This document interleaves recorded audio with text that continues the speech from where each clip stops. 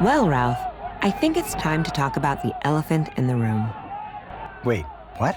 There's an elephant in Taming of the Shrew? No, not a real elephant. The figurative elephant in the room. Oh, right, that kind of elephant. Wait, what? What's the elephant in the room? Come on, buddy. Come on out. There you go. The elephant in the room usually means an uncomfortable topic that's super important, but people tend to avoid talking about directly. What does this elephant represent? Drum roll, please. Ah, yes, patriarchy. I guess I should have known. Though that's usually how it works with the elephant in the room. You know it's there, but you don't necessarily talk about it. And we should probably start, Ralph, by talking about the meaning of the word itself. Sure, Sophia, let's hear it. What's that? You might want to stand back a bit. Wow. Patriarchy refers to a society where the cultural values and norms tend to strongly favor men, and where positions of power and influence are predominantly held by men. So, to come back to our elephant in the room, come on, little guy. We can't really talk about Taming of the Shrew without talking about patriarchy, without talking about the fact that it is men in the play who seem to hold all of the material, social, and cultural power. You know, Sophia. Uh-oh, sounds like a setup for one of your digressions, Ralph. Well, we've given the word patriarchy a pretty solid definition here. But I think it's worth getting a better sense of patriarchy by talking about some related words found in Shakespeare. It's not like words just drop out of the sky with a full-blown definition, like this one seems to keep doing. I know you love word origins, Ralph, but let's keep it quick. Oh, sure. Did you know, for example, that Shakespeare never uses the word patriarchy himself? Maybe we should tell our audience how you know that, Ralph. I don't want them thinking that you've memorized all of Shakespeare, though I know you've tried. That's right, Sophia. I've had a little help. Scholars have done us the favor of creating a Shakespeare Lexicon, which means a list of words that Shakespeare uses and where to find them in his works. And patriarchy isn't in the lexicon?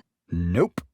But there are a few related words that I think we should review before we talk about Taming of the Shrew.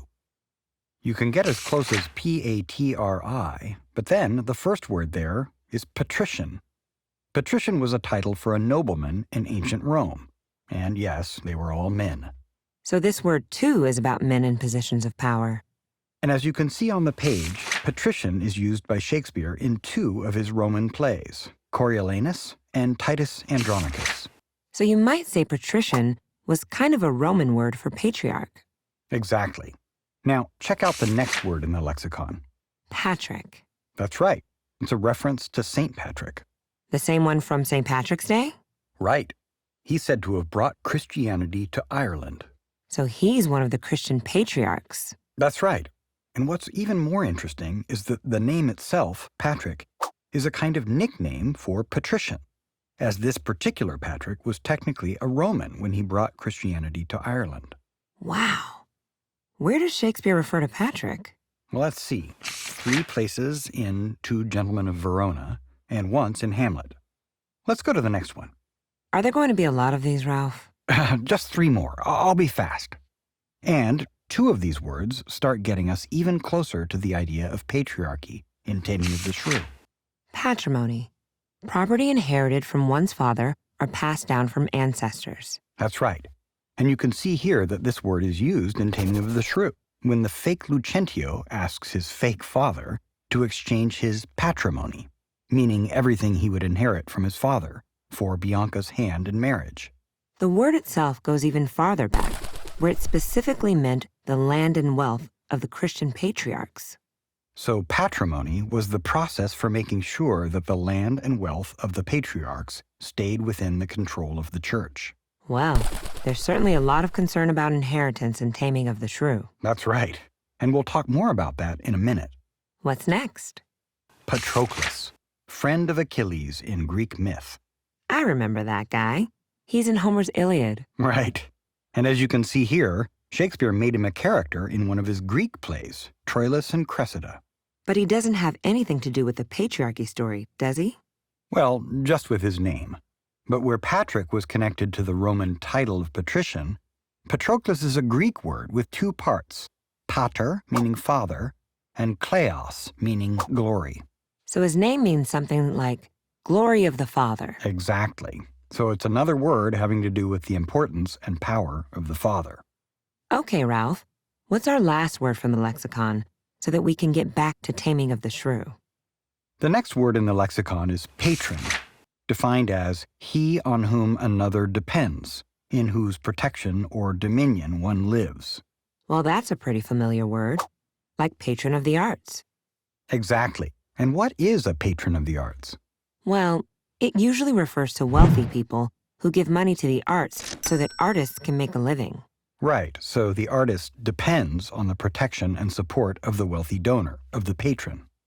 That word also gets used in the phrase patron saint, and I guess that has to do with protection too.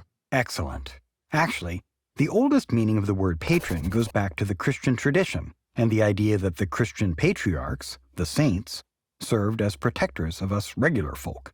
They were our patrons. And it looks like Shakespeare used this word in a lot of plays, including Taming of the Shrew. That's right. And you might say that the idea of this word was even more familiar to the people of Shakespeare's time. Their society was much more obviously hierarchical. There were clearly certain people with more power in society. And if you weren't one of those people, you needed to be under the protection of someone who had that kind of power. I noticed that the definition of patron assumes that the person in the position of power is a man. I assume that's not an accident. Nope. The people who held those positions of power were almost always men. Well, I hope that gives everybody a better sense of the meaning of this word. It's also a good reminder that words have a history and that words have important connections to other words. That's a good point, Ralph. It's like there's a cloud of these historical connections and of the meaning of other words related to patriarchy. Exactly. Like words related to social hierarchies, where some people have more power than others. Like nobility. And saints. And fathers. And then words related to the sources of power in those social hierarchies. Like the church. And family structures. Or inheritance. And wealth. And property. And at the center of all of these things, men.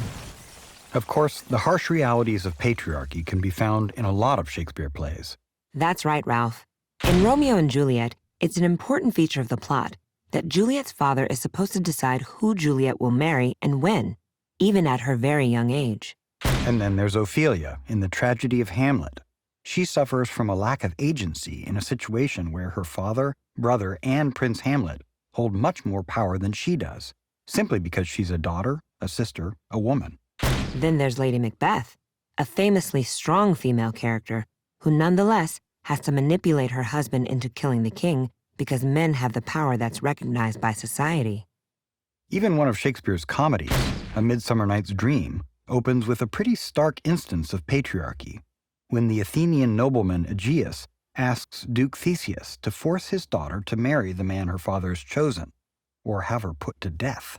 In short, women characters are always under pressure to make their way in a society defined by men, and where men have most of the authority and power, and they transfer that power in the family by controlling women. Finally, we should make it clear that patriarchy is found in Shakespeare's plays because patriarchy is at work in Shakespeare's own culture. Check out this book, for example, published 16 years after Shakespeare's death, called The Law's Resolutions of Women's Rights. It was kind of a collection of legal material related to women and marriage. Look at this entry, for example. For thus it is, if before marriage the woman were possessed of horses, meat, sheep, wool, money, precious metals and jewels, all manner of movable substance, is presently by conjunction the husband's, to sell, keep, or bequeath if he die. Wait a second. If a woman gets married, then suddenly her husband owns all her stuff? That's right. Once they're married, it's his stuff, because he's the man. And that bequeath business at the end, the husband can leave all of that stuff to somebody else if he dies, even if his wife is still alive?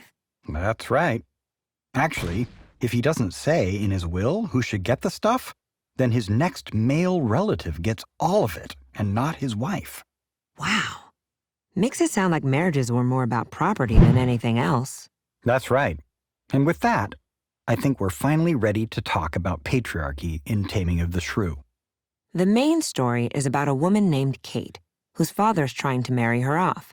The problem is that Kate is always scolding and arguing with other people, which is what the word shrew means. So, the initial plot of the play is, how is this wealthy man going to marry off a daughter who is so hard to be around? But Baptista has two things working in his favor. First, he's got a second daughter, Bianca, and she's got lots of men wanting to marry her. Baptista thinks he can get those suitors to help find a husband for Kate by keeping Bianca from getting married until Kate is married first. And second, he's got lots of money, so the man who marries Kate is going to be rich. So the plot of the play is closely tied to the system of patriarchy. The two daughters are ultimately under their father's control when it comes to marriage. And part of what guarantees the father's power is the control over his wealth, which he uses as a bargaining chip. Women in this society have to be under the protection of a man, a concept called coverture.